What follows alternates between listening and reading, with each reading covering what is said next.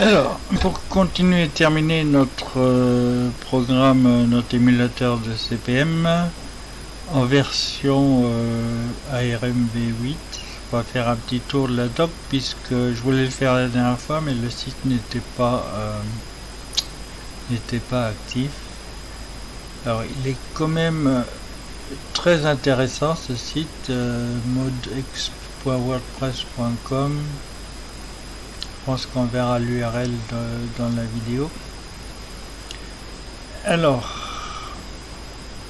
ce qui nous intéresse, nous, il y a 3 versions à chaque fois de processeur Cortex. Il y a A comme application, R comme temps réel et M comme microcontrôleur. Alors ça c'est l'architecture matérielle du processeur. Je ne sais pas ce qui change entre les 3. Nous travaillons avec un système sous Linux ARM, donc on est en mode application.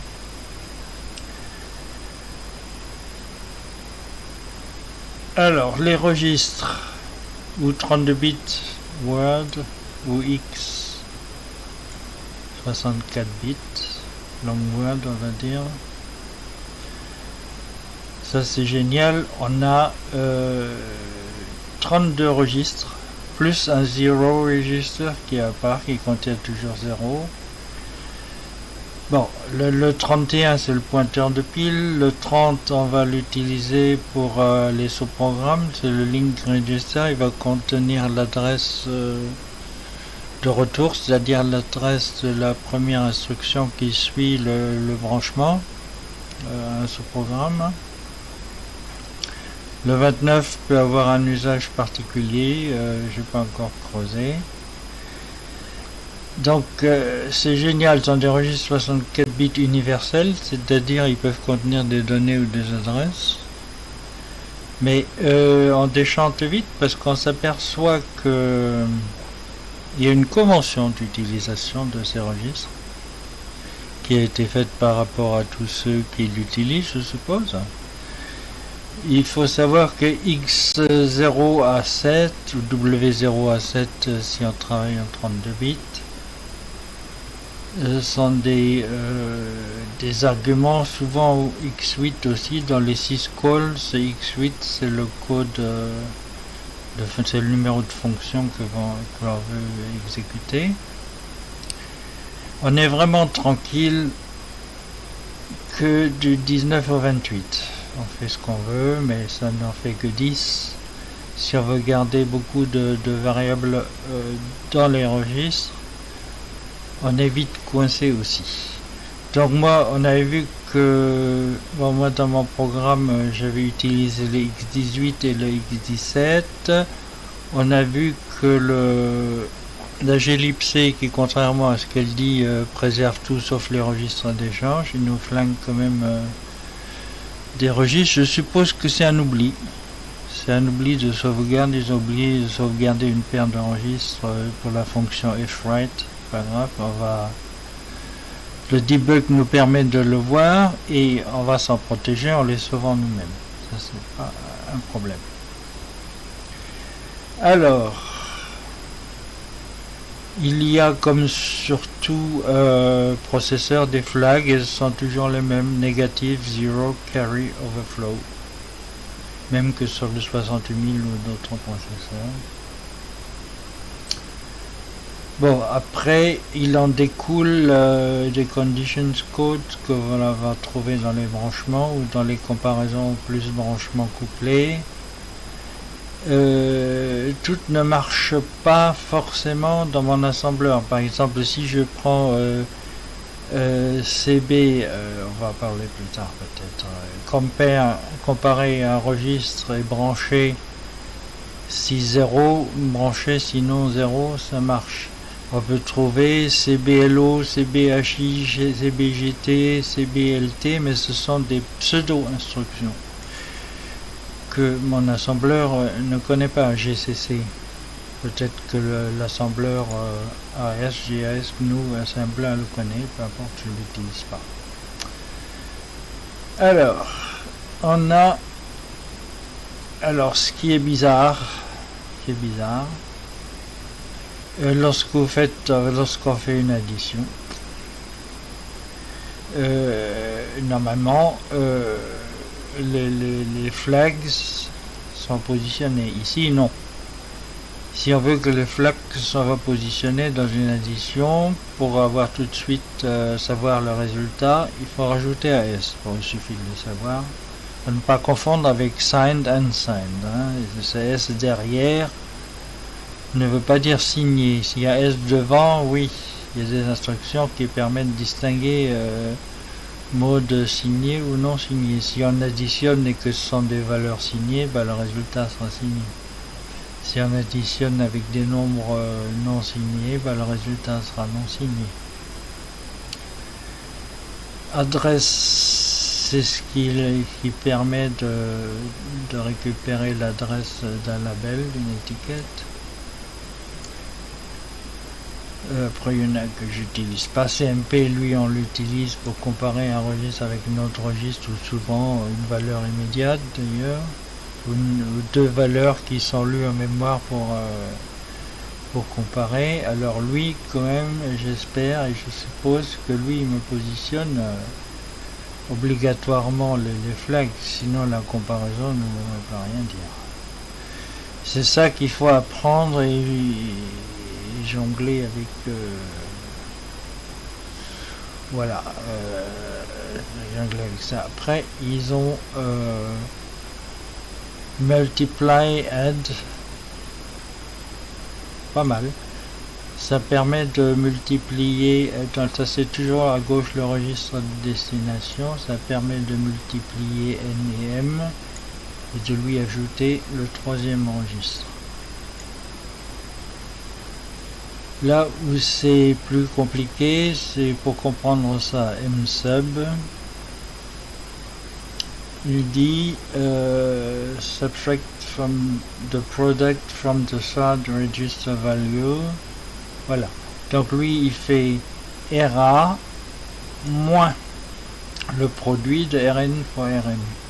Alors si vraiment on veut les formules mathématiques pour lever le doute, il faut aller sur une page qui a été faite par c'est Washington, c'est une université je suppose, où là il n'y a plus de doute possible. Si on cherche msub dans les arithmétiques, où est-ce qu'on va le trouver, ça, voilà.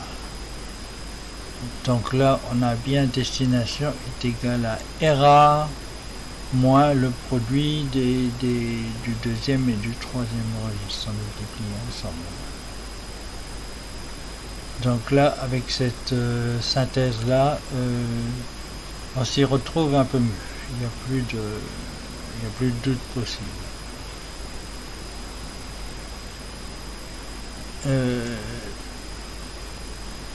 Donc moi dans les registres que je vais utiliser, ce sont les registres de base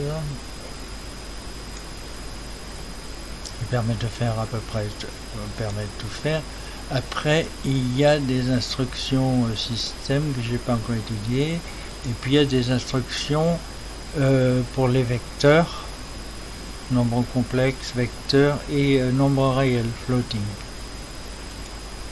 On va retrouver un peu tout ça dans la doc.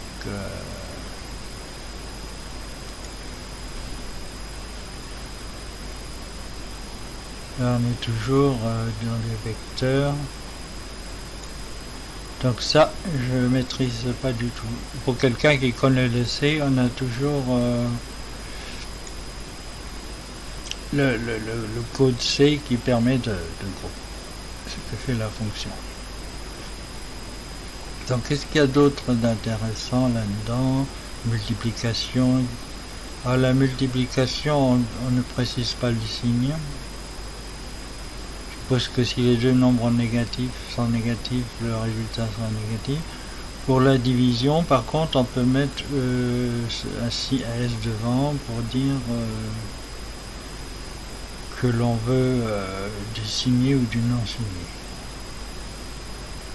Il y a plein d'autres substracts. Pareil, si on veut que les flags soient positionnés, il faut rajouter le S. Après, il y a plein de choses encore d'intéressant. Pareil pour les logiques, si on veut, en MAS, si on veut que les flags soient mis à jour, zero flag par exemple.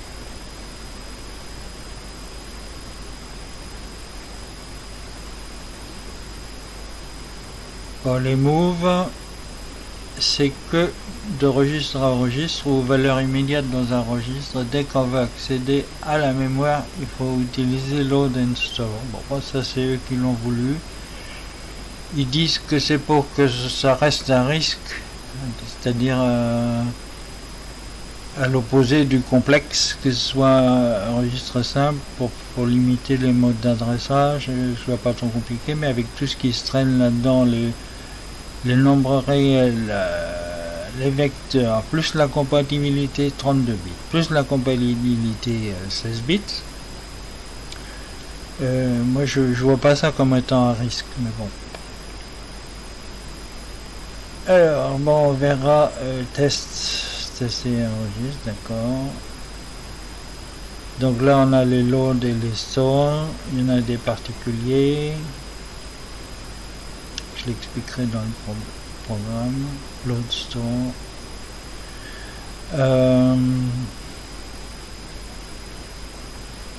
Que j'aime bien utiliser, c'est alors ils sont où les branchements?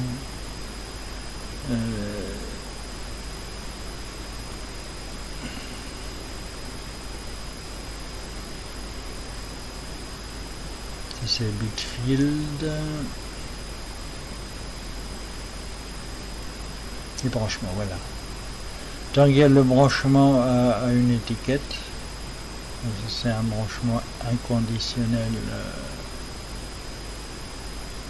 à un label. Branchement conditionnel. On va retrouver BZ, BNZ, BCC, BC. Bref, je me souviens plus de toutes les combinaisons. BJT, BGE, BLT, BLE. Alors tout ce qui est fait là-dedans, c'est du relatif PC. Ça veut dire que le code généré est relogeable puisqu'on peut le coller à n'importe quelle adresse, y compris les datas, on peut les faire déplacer. Tout est toujours relatif. Ce sont des déplacements. Ensuite, BL, Branch and Link. C'est là qu'on va utiliser le registre 30. Qui va contenir l'adresse du retour. Alors si dans le sous-programme on ne fait pas appel à un autre sous-programme, on n'est pas obligé de le sauver.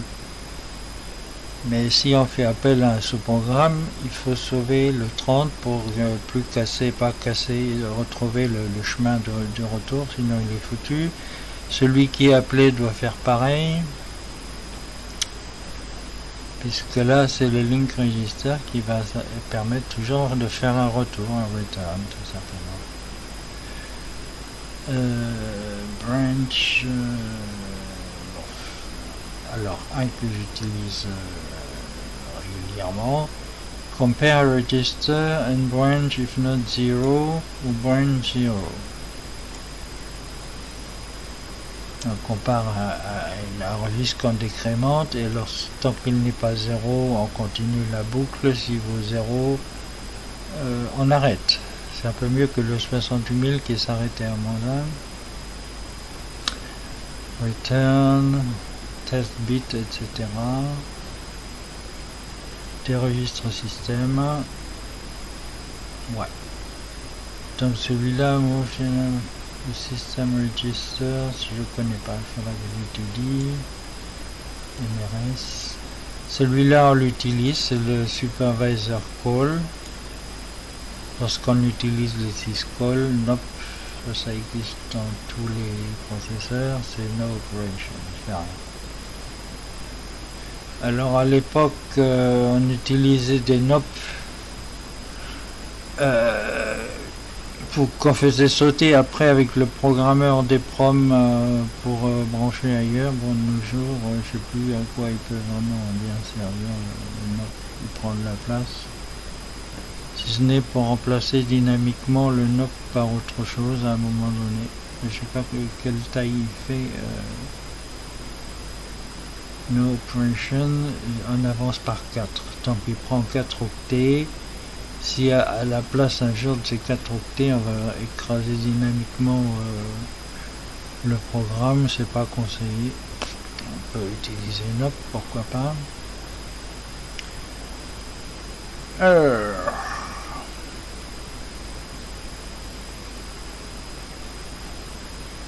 Bon, après, oui, architecture, je l'utilise pour dire que je veux travailler sur ARM V8.1, puisque ma machine virtuelle, c'est un Cortex A76, donc c'est ça. Include, aussi on fait de la programmation modulaire pour inclure d'autres modules ou d'autres fichiers de définition. Macro, je l'utilise lorsque, oui, on va le voir tout à l'heure dans le programme. If, c'est de l'assemblage conditionnel. Par exemple, if architecture égale 32 bits, alors on fait ça. If architecture égale 64 bits, bon, des choses comme ça. If debug, on va imprimer ça, et si on n'est plus en debug, ben on va pas l'imprimer. Global symbol, on en a besoin pour faire connaître un label à l'assembleur, à l'éditeur de lien plutôt. Bon, moi j'en utilise qu'un, c'est main, et comme c'est GCC, pour lui main c'est le point d'entrée du programme, donc il va le trouver tout seul. Point EQ, ses équivalences, on utilise. Les renommages de registres, j'en utilise aussi, donc on va les voir. Après, space, c'est du remplissage. Une taille et un motif de remplissage par défaut 0. Text, data et BSS, ce sont des sections de code. On part du principe que texte, on va le mettre en ROM par exemple, que BSS il sera forcément en RAM quelque part. Data, ça peut être en lecture-écriture, il faudrait qu'il soit en RAM aussi. ASCII, on l'utilise. ASCII ou ASCII Z, la seule différence c'est qu'il rajoute un nul à la fin, un 0.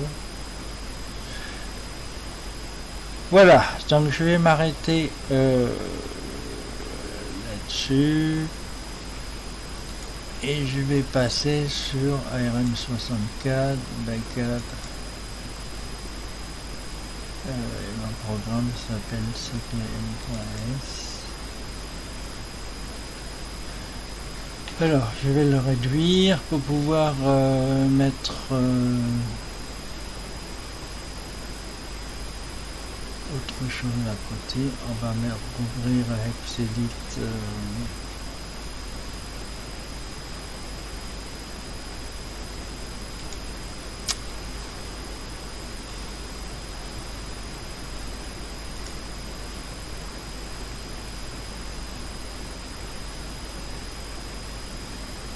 Alors, si jamais là je suis sur la machine virtuelle, oui, c'est la machine virtuelle, donc je vais aller là-dessus.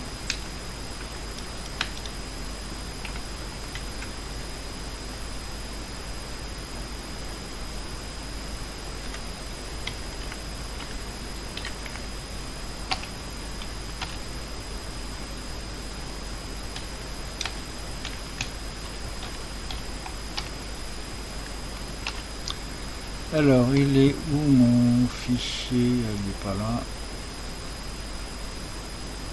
Il doit être dans cpm.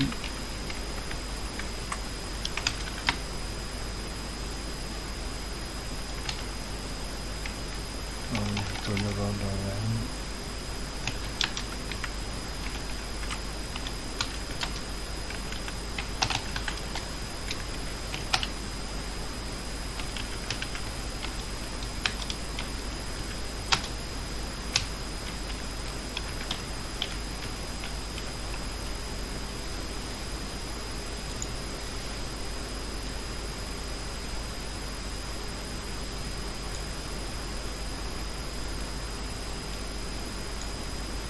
Voilà, donc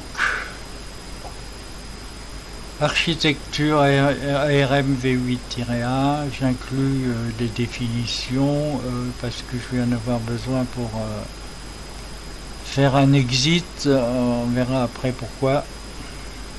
Global main, code section. Là on fait des équivalences, ce sont les mêmes recopiés du programme 68000. Nombre d'entrées de répertoire 128, nombre de blocs de données, on a vu que c'était des blocs de 2048, d'ailleurs c'est marqué. Directory size c'est 32, 32 c'est de là à là, c'est une entrée de répertoire. Okay. Alors j'ai mis des macros parce que j'en ai marre de mettre des crochets, des machins. J'ai fait push P1, registre, soit P1, registre 1, registre 2, entre parenthèses stack pointer, virgule dièse, moins 16. Alors oui, on a vu que normalement il faudrait mettre des dièses partout, mais l'assembleur il s'en fout qu'on mette le dièse ou pas. Donc là ça veut dire en prédécrément de 16 octets, en prédécrément de stack pointer, et on écrit deux registres de 8 octets l'un derrière l'autre. Le pendant, c'est le pop P1. Alors, ce que j'ai pas compris déjà, pourquoi il y a cette différence d'écriture, puisque ça c'est juste l'inverse de ça.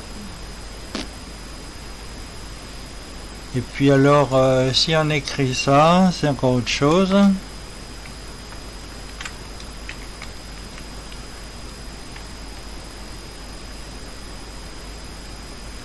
Là, ça veut dire qu'il charge les registres depuis l'adresse indiquée par le pointeur de pile plus 16. Ça, c'est un décalage. C'est SP, c'est base, et dièse 16, c'est un index en valeur immédiate. C'est pas ce qu'on veut. Ce qu'on veut, c'est ça. Donc là, il va bien charger à partir de ce qui est pointé par le stack pointer. Une fois qu'il a chargé les deux registres, il rajoute 16 au stack pointer pour remonter au niveau supérieur. On a vu que la pile c'est toujours de haut vers le bas, ça c'est quel que soit le système. On rajoute les assiettes par-dessus, on les retire par-dessus.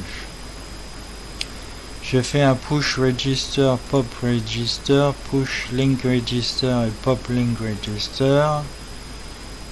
Ce qui nous intéresse c'est le 30, c'est le link register, et rajoute le frame pointer avec, puisque de toute façon il faut toujours qu'on soit multiple de 16 sur la pile, sinon la pile elle est bancale.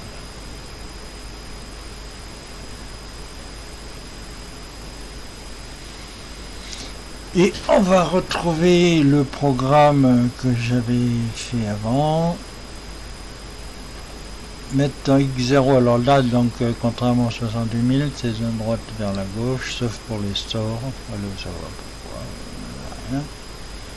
Et je vais faire un printf. Donc le mieux ce serait que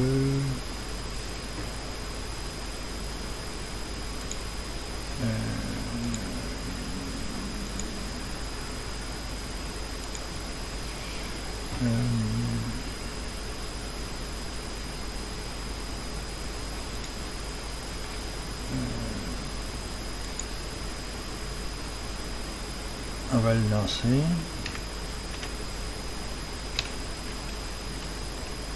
Voilà, donc la commande, c'est ça ce qu'on imprime là. Alors là où ça va se compliquer, c'est avec la fonction getChar du C. Quand on rentre dans le programme, on est sûr que il n'y a pas de caractère en attente, mais après ça se complique parce que dès qu'on a saisi une valeur, il faut arriver à s'assurer que le tampon d'entrée est vide, sans pour autant bloquer sur une lecture d'un caractère qui n'arrive pas, parce qu'il n'y a plus lieu d'en saisir un. Donc là, adresse, je mets dans x19 l'adresse de firstGetChar, c'est une variable que j'initialise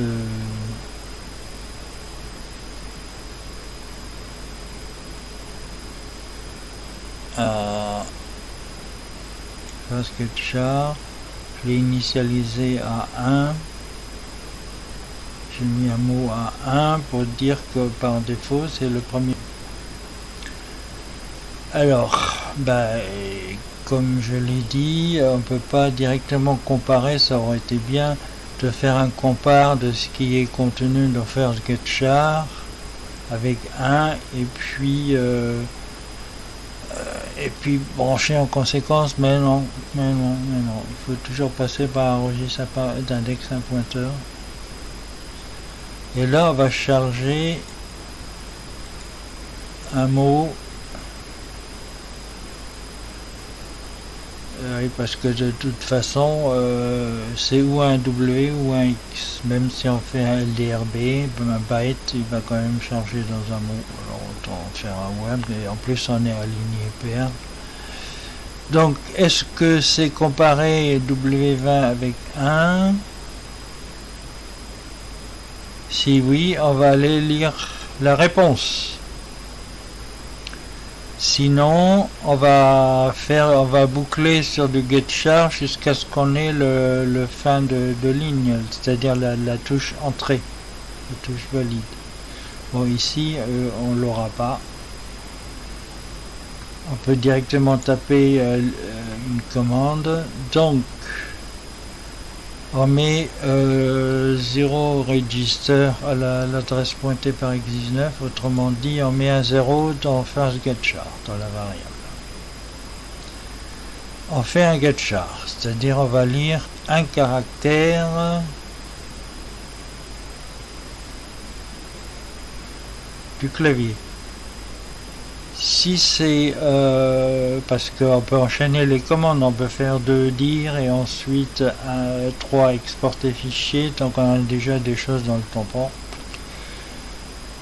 Si c'est un new line, c'est encore new line qui a retour à la ligne d'entrée qui traîne, qu'on n'a pas enlevé là. Si c'est alors après oui, je vais tester, je vais comparer le résultat de getChar. Ah oui, donc on a vu que pour la glibc, un peu comme pour les syscalls d'ailleurs, les arguments à l'appel sont dans l'ordre et le retour c'est le registre 0, éventuellement le 1 si le retour doit être multiple et s'il est sur plusieurs registres. Donc on sait que toutes les fonctions C, de même que tous les syscalls vont nous retourner ce qu'on attend dans x0. Est-ce que c'est à 1? 31 c'est 1 ASCII.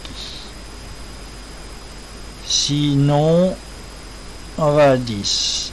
Si oui, on formate le disque et on va à la fin pour refaire un tour. C'est exactement la même logique que le programme en 68000, donc je ne vais plus trop détailler chaque commande parce que je l'avais déjà expliqué.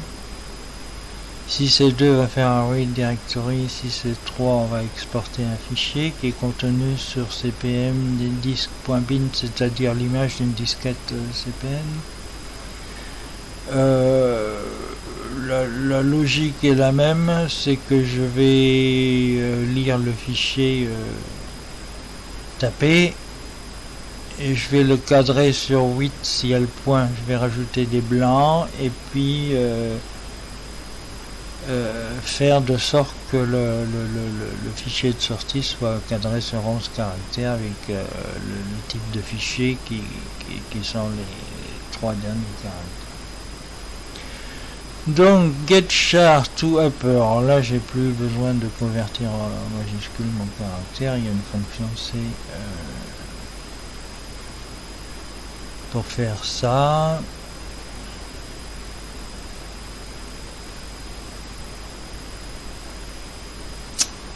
Alors là, je m'aperçois qu'il faudrait peut-être, donc le caractère lu sur un octet, je vais le stocker à l'adresse pointée par x19.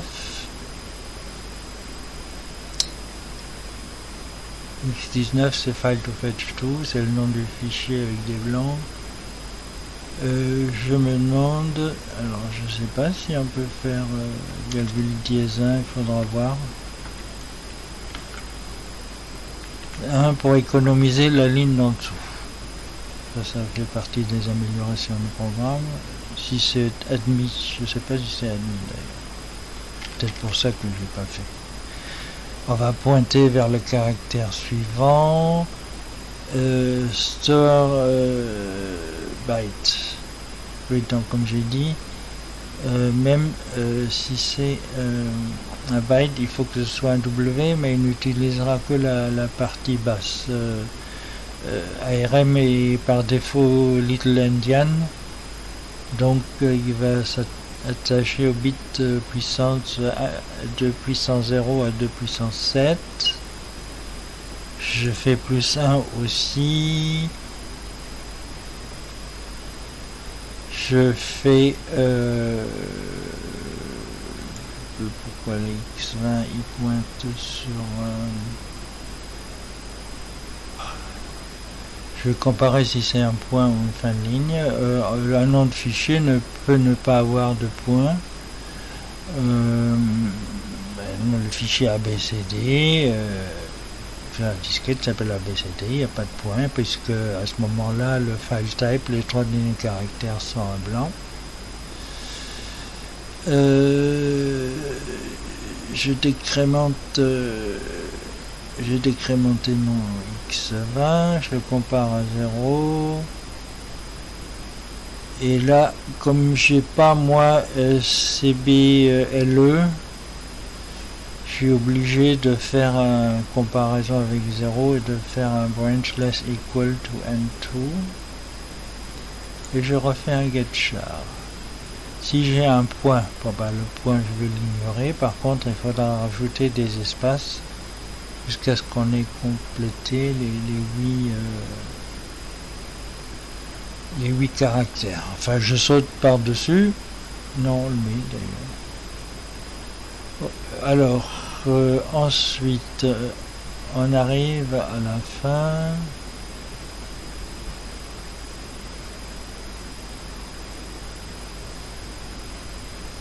Il faut que je mette un espace à la fin. Mais si on a déjà 11 caractères, ce sera un cran derrière. J'ai prévu un octet supplémentaire non significatif comme pas cassable pour écrire dedans. Ça servira pas. Par contre, dans le fichier le nom du fichier d'origine, il faudra que je mette un nul pour terminer ma chaîne de caractères prématurément. Si moi j'ai mis un nul par défaut à la fin, j'ai prévu 12 caractères, 8 le point et 3 file type, ça fait 12. Mais si c'est terminé avant, si le fichier s'appelle ABCD, il faut que je mette à la case suivante un nul. Ensuite, ça c'est du debug, on va pouvoir l'enlever. Debug simplement, ça va me dire fichier 1, le nom du fichier 1, fichier 2 c'est le nom du fichier 2.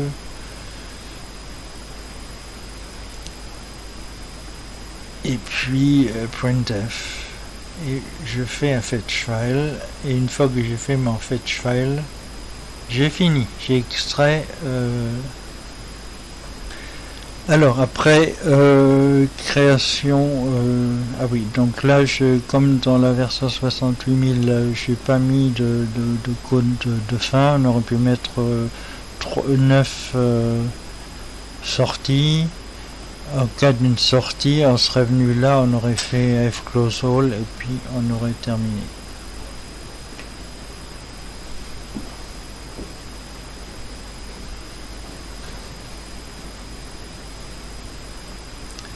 Alors, create disk image, c'est simplement la création cpm disk.bin. Write disk image. Alors j'ai gardé la bend, c'est-à-dire que lorsqu'il y a une erreur, au lieu de faire un code retour, j'ai pas mis de code retour de tous ces sous-programmes là. Si on veut bien programmer, il faut mettre un code retour qui dit qu'il y a une erreur. À ce moment-là, l'appelant doit lui aussi mettre fin à ce qu'il fait et retourner une erreur, etc. Je fais un branchement vers append. Donc on comprend tout de suite que j'ai mis 2 registres, 3 registres sur la pile.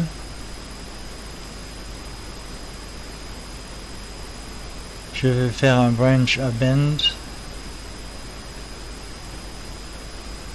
Dans append, je ferme tout et je peux pas faire un return normal d'un programme qui est bien calé. Si la pile était correcte, on aurait fait un return et on serait revenu au shell. Là, je suis obligé de sortir avec un syscall, supervisor call avec le numéro dans X8 pour mettre fin au processus. Donc ça met fin au processus, ça le dégage de la mémoire et puis c'est fini, peu importe sa pile. De toute façon, on s'en servira plus. On revient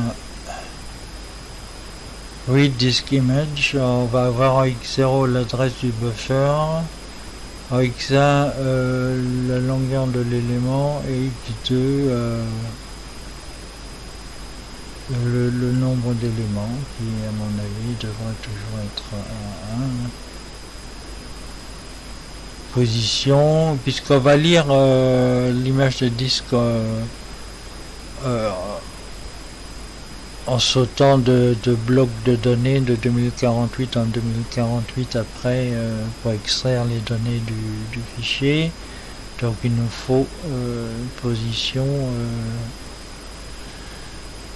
pour se mettre au début du bloc dont on a besoin avant de lire le bloc. Je travaille par bloc entier, aussi bien pour le répertoire, c'est 2 blocs on a vu, que donc je peux lire bloc size 2048 et 2 éléments et je me positionne en conséquence. Fermeture de l'image disque. Le formatage il est normalement plus simple que ça encore.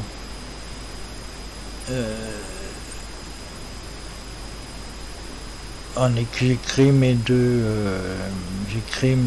blocs de directory d'un format un peu particulier qui n'est pas le format CPM. En CPM simplement on écrit 400, on écrit que DE5 et au nombre de 2048 multiplié par 400 qui est notre nombre de blocs de la disquette et puis on va jusqu'au bout et puis basta. Donc en formatage n'est pas compliqué.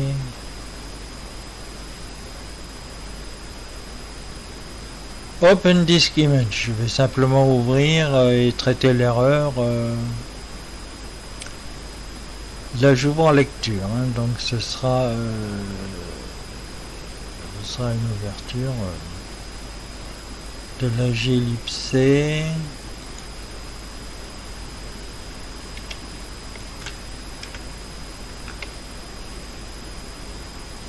Je sais pas si j'aurai un lien direct dessus. Voilà. Open existing file for both reading and writing.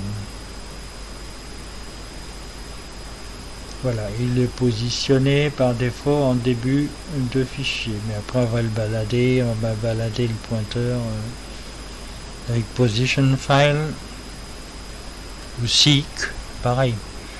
En C, c'est seek, fseek.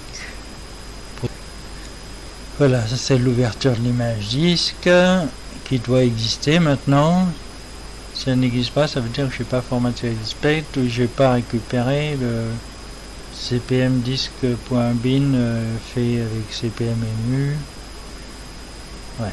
Alors ensuite, bon, comme avant j'utilisais des variables à maximum parce que lire et classe dans une variable case mémoire c'était trivial. Là maintenant il faut toujours passer par des pointeurs. Je me suis dit que certaines variables, notamment pour pas avoir à réécrire A2, c'était l'adresse registre A2 de 68000, A3, D3 et D4. Apparemment ça parle à l'assembleur, donc j'ai mis M devant comme Motorola. Sinon les appellations sont les mêmes que dans le programme 68000 et je lui attribue des registres 19, 20, 21, 22, 23, 24, 25. Pourquoi pas. Ce qui permet de recopier quasiment bon, faut changer les instructions mais presque pas les opérandes.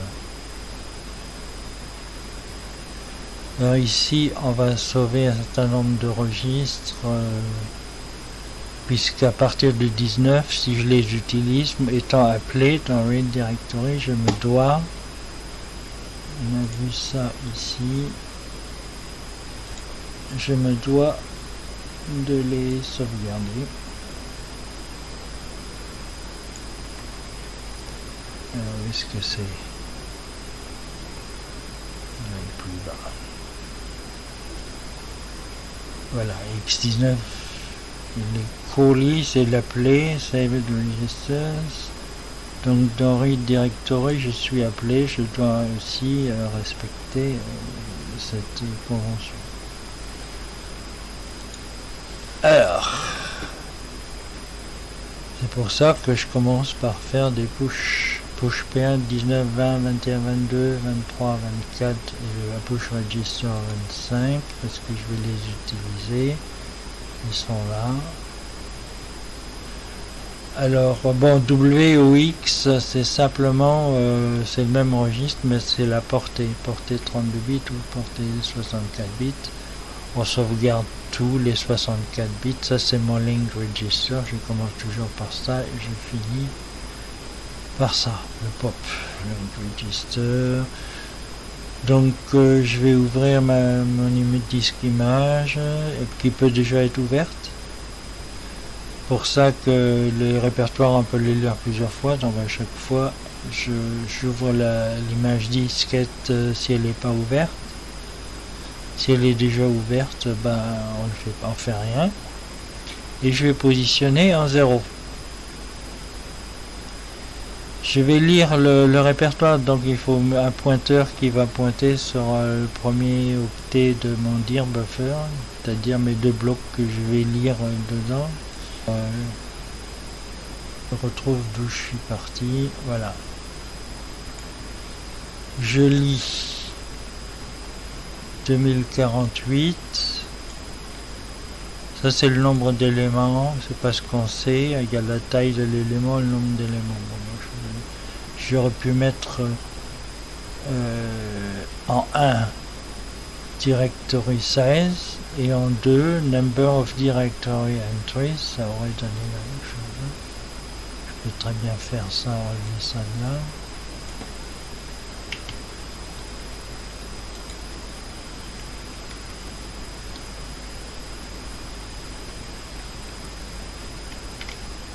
Ça donnera la même chose. Oups. J'ai plein de... du coup je retrouve... Voilà, donc ça donne la même chose. Oui, disk image. Alors ce que j'ai rajouté par rapport à la version 68000, c'est comme on a plein de registres, on fait facilement des calculs. J'ai rajouté un compteur de blocs et un compteur de secteurs. blocs, c'est le nombre de blocs alloués, et nombre de secteurs alloués pour le fichier. Donc si je fais un dir, on a ce qu'on a dans la version 68000 exactement, mais là sur les statistiques de la disquette, nombre de blocs alloués 102 sur un total 498, nombre de secteurs alloués, sachant que dans un bloc, c'est très rare qu'un fichier finisse limite à la frontière du bloc, donc ce sera un peu moins que le nombre de blocs alloués, c'est normal. Ça vient du fait que, alors comment je vais revenir sur la hexedit, ça vient du fait que, par exemple, le premier fichier, il se finit là, et puis, mais si on prend dans ce bloc-là, on n'aura pas tout le bloc, parce que là, on n'est pas multiple de la taille du bloc exprimé en secteur, toujours 228. Donc là, je reprends exactement les mêmes je sais pas pourquoi quand on secoue trop vite ça met un pointeur. Bon, je reprends, il s'est passé un truc bizarre. Alors, donc on va retrouver exactement la même logique, simplement écrit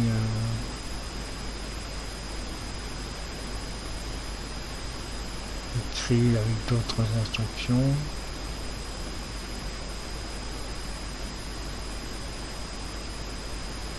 Je renseigne la FAD. Alors comme j'ai dit en version 68000, j'avais utilisé la division pour avoir le reste et le quotient. En fait, on a tout de suite les 3 bits de poids le plus faible, c'est le reste, et on décale vers la droite de 3 crans, et on a le quotient.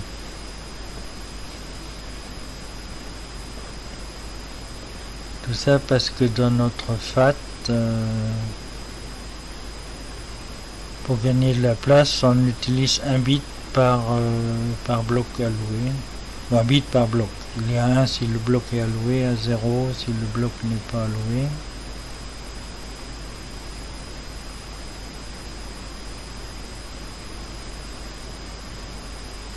Simplement là j'ai rajouté total bloc, c'est bloc counter, total sector c'est sector counter. Oui, bloc counter c'est registre, donc je mets dans W1 pour le mettre en deuxième argument. Pour printf, total bloc c'est bloc counter, total sector et sector counter. Je ressors de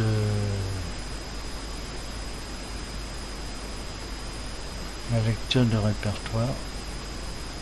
J'ai terminé. Après c'est toujours pareil, créer un fichier de sortie, écrire un fichier de sortie, le fermer.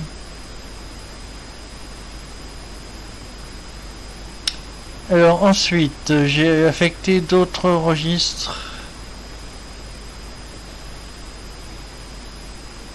avec des étiquettes et j'ai rajouté un bit stop parce qu'avant ce que je faisais, une fois arrivé là, on sait qu'on a lu avec la taille, en additionnant les deux, on a la taille du fichier, on sait qu'on ne trouvera plus rien derrière. Dans la version 68000, je continue à lire jusqu'au bout, puis je continue à lire la suite et comparer si c'est le fichier qu'on cherche, on va plus le trouver. On tourneront au pire en lit 138 entrées de répertoire qui sont plus utiles. Donc j'ai mis un stop, ce qui fait que dans export bloc, simplement, m'enregistre 18 qui est stop. Lorsqu'une fois qu'on a trouvé on a lu le nombre de secteurs qu'il faut, qu'on a recherché le CTRL Z, qu'on a écrit le fichier, qu'on a fermé le fichier, stop, on lui met 1. Comme ça, dans Fetch File, une fois que j'ai fait la manip, je vais comparer stop, ce qui m'enregistre 17 et si j'ai un stop, je vais sortir. Pas la peine de continuer à boucler sur la suite. Et là, le reste est inchangé.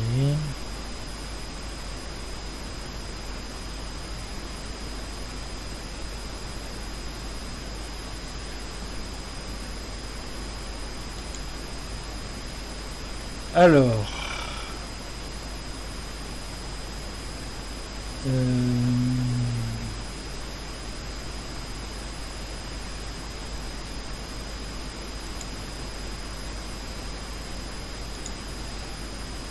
donc allons-y, exportons un fichier.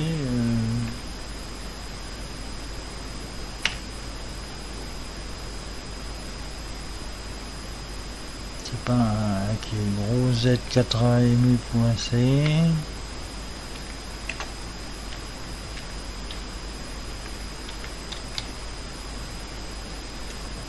Alors je vais sortir. Et puis voilà mon fichier que j'ai récupéré. Donc il est tout en majuscule puisqu'un CPM c'est forcément une majuscule. Voilà.